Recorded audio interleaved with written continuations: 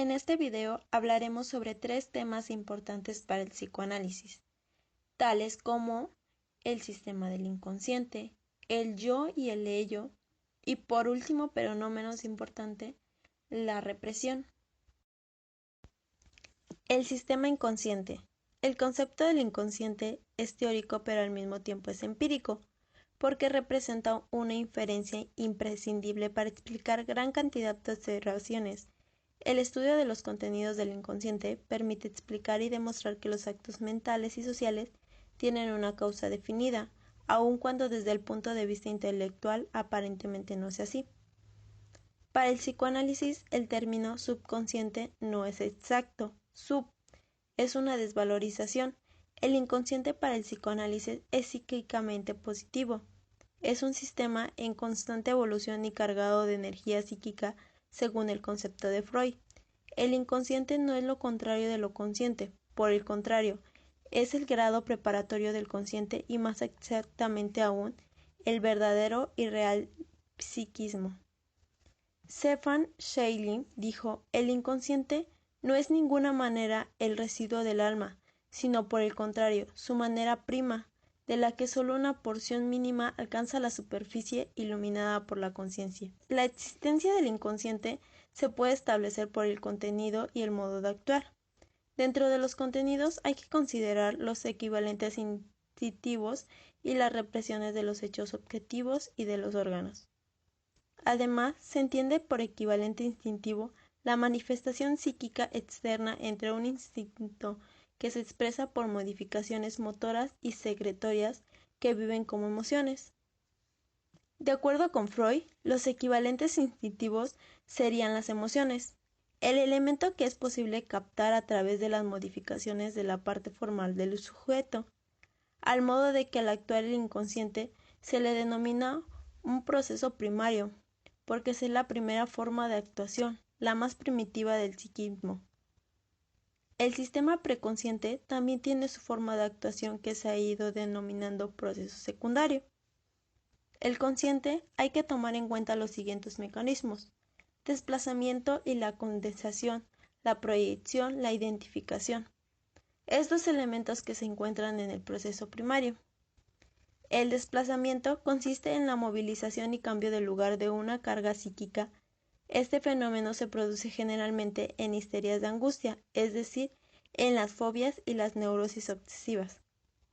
En la condensación consiste en una unión de varios elementos separados que tienen denominada afinidad entre sí, es decir, los rasgos u objetivos de condensa en uno nuevo y único compuesto en características de la histeria de conversión. La protección se produce generalmente en la paranoia, que es el sujeto proyecta sus impulsos agresivos sobre unos u otros y luego se siente perseguido y acosado por ellos mismos impulsos que él proyectó. En la identificación o transferencia del acento del objeto, el sujeto es una manifestación psíquica general, una persona que considera una cierta medida de semejante a otra. Tanto la identificación como la proyección son modos de desplazamiento. El inconsciente tiene sus modos propios de actuar, que constituyen en un conjunto de procesos primarios, y son: a. Ausencia de cronología. El inconsciente no reconoce pasado ni futuro, y tan solo un presente. B. Ausencia de conceptos de contradicción. El inconsciente no pone reparo alguno a la coexistencia de sucesos antiéticos. Sus elementos no están coordinados y la contradicción se da simultáneamente. Puede existir a la vez uno en sí y uno no.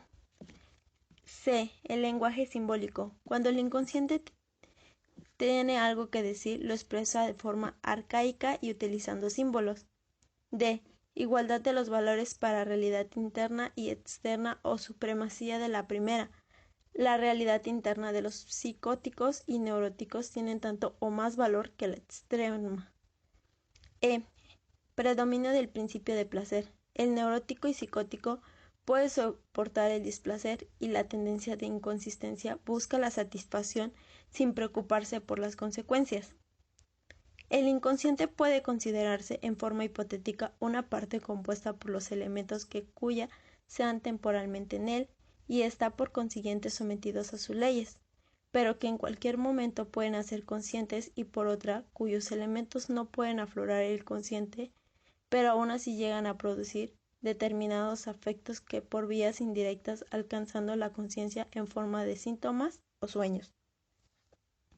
De acuerdo con el sistema hipotético, el ello en su totalidad y parte del yo y del superyo se encuentran dentro del sistema inconsciente. Cuando se mira por primera vez dentro del sistema inconsciente, poco o nada podrá verse, pero luego con la técnica adecuada y la práctica necesaria, lo irreconocible se detectará con nítida claridad. El yo y el ello. La conciencia es la superficie del aparato anímico, vale decir, la hemos adscrito en calidad de función a un sistema que especialmente es el primero contando desde el mundo exterior. Son conscientes todas las percepciones que nos vienen de afuera, es decir, las percepciones sensoriales, y de adentro, lo que llamamos sensaciones y sentimientos.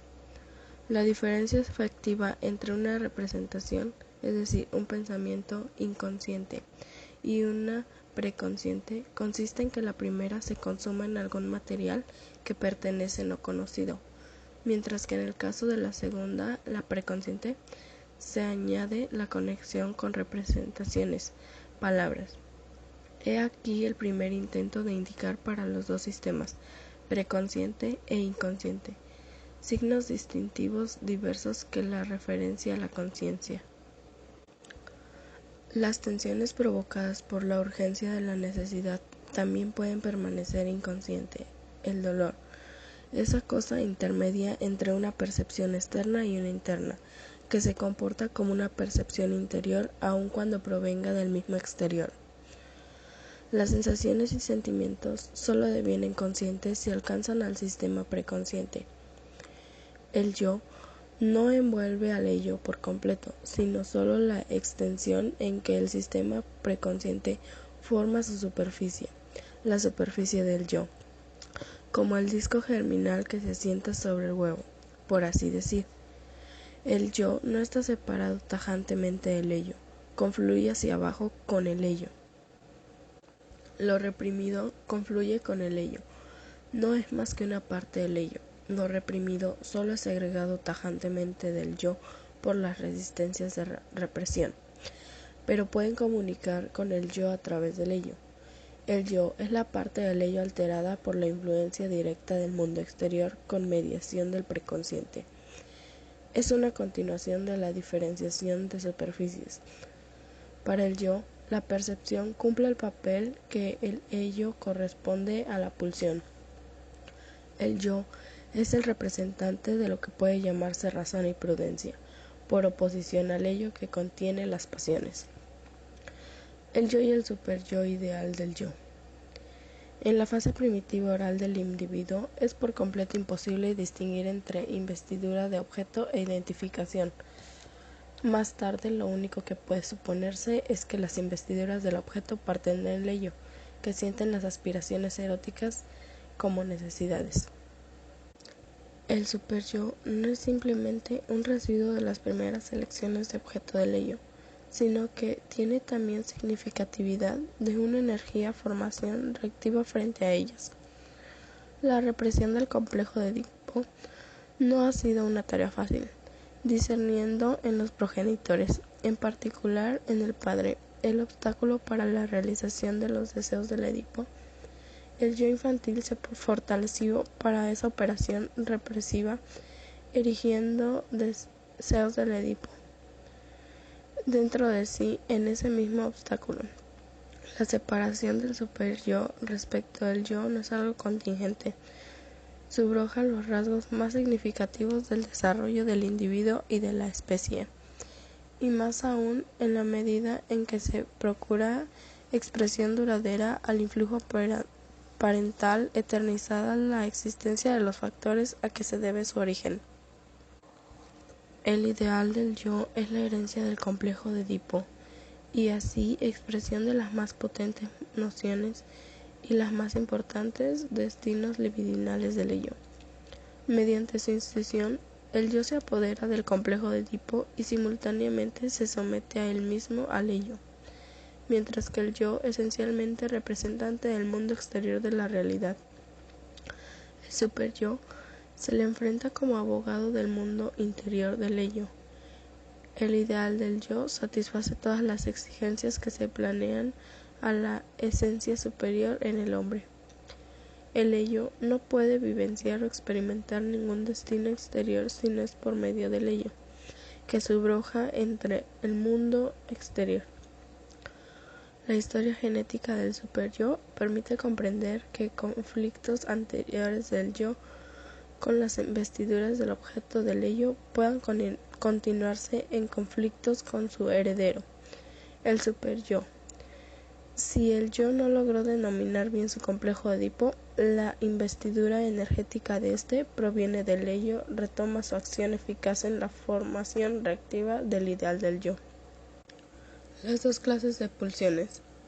El yo está sometido a la acción eficaz de la expulsión. Es lo mismo que el hecho del que no es más que un sector particularmente modificado. La segunda clase de funciones tropezamos con dificultades para pesquisarla.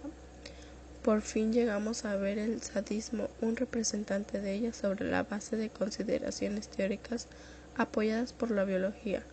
Suponemos una pulsión de muerte como consecuencia de la unión de los organismos elementales unicelulares.